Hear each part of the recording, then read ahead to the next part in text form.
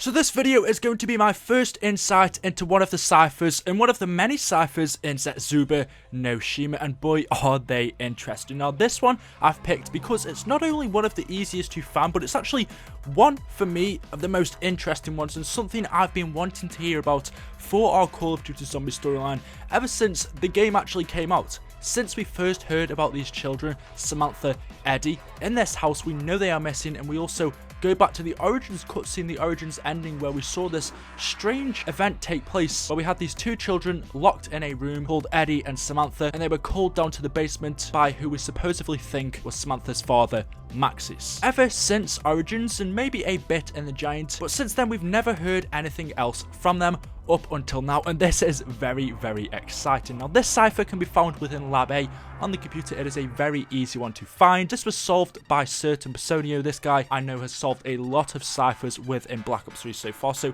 awesome, credit to him. But this is a base 64 cipher. If you want to know how he solved it and all the insight to it, I will link that down in the description. But when decoded, it says this: entry 58. We have been having power fluctuations for the past couple of days. Consequently, we have had to rely more and more on the backup generators. It's strange. Ever since we have been having issues with the power, people are reporting hearing voices coming from the walls. They say they can hear quiet sobbing from a boy and a girl, as well as a man shouting for children to close the windows. I have not heard the voices, but I have to admit something feels different about this place. Now the first thing that should come to your mind is the Origins ending. In that Origins ending, we see these two children, Samantha and Eddie, in this house, and Maxis tells them over the radio to close the windows and make their way down to the basement as a siren goes off in the background. From that day forward, they knew that Samantha would keep them safe. Forever.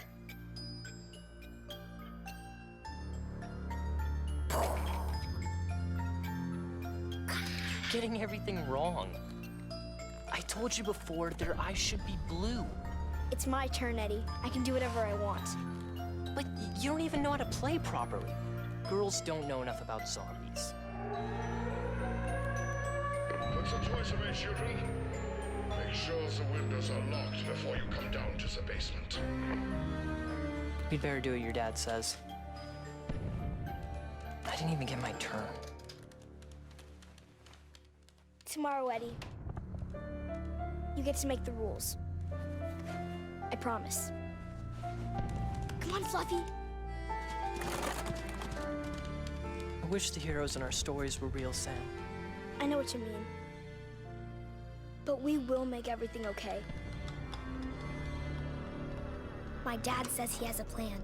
What is truly happening within that outro is still a mystery to this day, and was something I really wanted to see brought back up within Black Ops 3. Now finally they have just given us a little more of an insight, but this cipher doesn't exactly match up to what was happening within that outro. So let's break it down. Division 9 have been having power fluctuations for the past couple of days, consequently they have been having to rely more and more on the backup generators. Hence when we play Zetsubou no Shima, we go into the Division 9 labs, we have to power up the generators ourselves and then activate the permanent generator. We know Division 9 have been having problems with this, and they've been using Element 115 to power up the whole island. But this person then goes on to say it's strange. Ever since we have been having issues with the power, people are reporting hearing voices coming from the walls. Now what the power going down and it not working has to do with people hearing voices from the walls is quite strange. We know right now they are using Element 115 to power up this whole island, so does Element 115 have something to do with people hearing these voices? Or maybe because the power is out, the whole island is a lot quieter, you can no longer hear machines going off. That could also be the reason why people are reporting that they are hearing these voices from the walls. It's a strange one. But for that second one, you could say within the outro for Origins, we can clearly see the children are in a house, and I think we can safely assure they are not hidden behind the walls in Division 9, or their house isn't on this island. But if we go further on into the cipher, it says they say they can hear quiet sobbing from a boy and a girl, as well as a man shouting for children to close the windows. Now in the Origins ending, you can hear Maxis telling the children and shouting them to close the windows. Bearing in mind, Maxis is this person that we've never actually physically seen. Besides from the body that we saw in the Origins intro, where Richtofen was taking out Maxis' brain to preserve him and put him inside of the Maxis drone, drone, we've never actually physically seen Maxis alive. He's only ever spoke to us through radios, gramophones, through the rift, in the Maxis drone in Origins, and now he's speaking to us through a radio or some sort of gramophone within the Origins ending. So whether or not Maxis is actually alive in the Origins outro, we don't know. He could be dead, he could be talking to those children through a gramophone or through a microphone from the ether or from Agatha, he could be talking to them through the Maxis drone.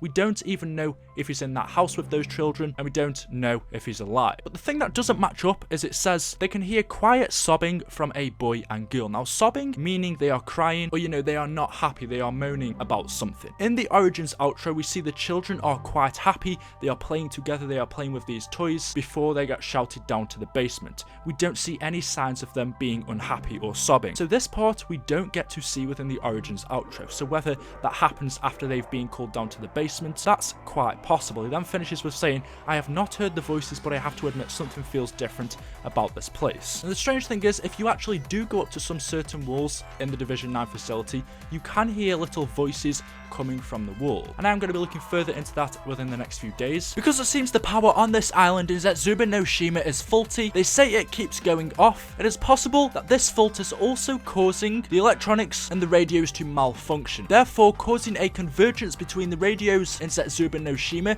and the radio that Maxis is using to talk to the children in the house in the Origins ending cutscene. An interference could be happening where the people at Division 9 are hearing Maxis talk to these two children in that house because of the faulty power, faulty wiring, whatever it is that is causing the power to go down, which means Maxis's communication methods, him talking to the kids through the radio, are somehow coming through the radios in Pompeii. But these children, this boy and this girl that I heard sobbing, as we can presume are Samantha and Eddie, but the question is, why are they crying? We know right now on our zombie storyline, as Maxis tells us, the children are lost. Maxis has lost them, he doesn't know where they are. Maxis for some reason in the Origins ending calls them down to the basement, but we don't quite know what for, although there are some theories and I'm going to tell you what that is right now. I think it's very possible that the children got called down to the basement because as we hear a siren goes off in the background, it's very possible that something out there is after these children. Maxis may have lost them because he has sent them away through space and time to get them away from whatever is after them, possibly the Apothecans. Why, I will go into in a later date, but it's possible that Maxis called the children down to the basement after telling them to close the windows, because is there a teleporter down there? Is that an escape route? We don't know. But after they got called down to the basement, it's possible down there something happened to them, or they were just scared of whatever was coming after them, that they started sobbing, and that is what we hear within Division 9. We hear these two children crying before they are about to be sent away, which unfortunately leads to them being lost through space and time. This is actually very, very interesting, and hopefully we hear more about these two children, because they are a big part in our zombie storyline. As we see on Richtofen's note, he says the children will be safe in the house, the same house that we see on the Infection multiplayer map, just floating in the void in the middle of nowhere, waiting for them to be found, maybe not by Maxis, but something else. So there we go, guys. Let me know your thoughts in the comment section below if you have enjoyed this video. It's definitely an interesting one. If we could share this around, see what the community thinks, a like rating would be the best way to do that. If we could reach the goal of, I'm going to say 1,000 like ratings, I don't know if we can do that. It's a big goal to set, but that would really mean a lot to me. Make sure you also subscribe to this channel if you haven't already, and as always, I will see you in the next video. Thank you for watching, and goodbye.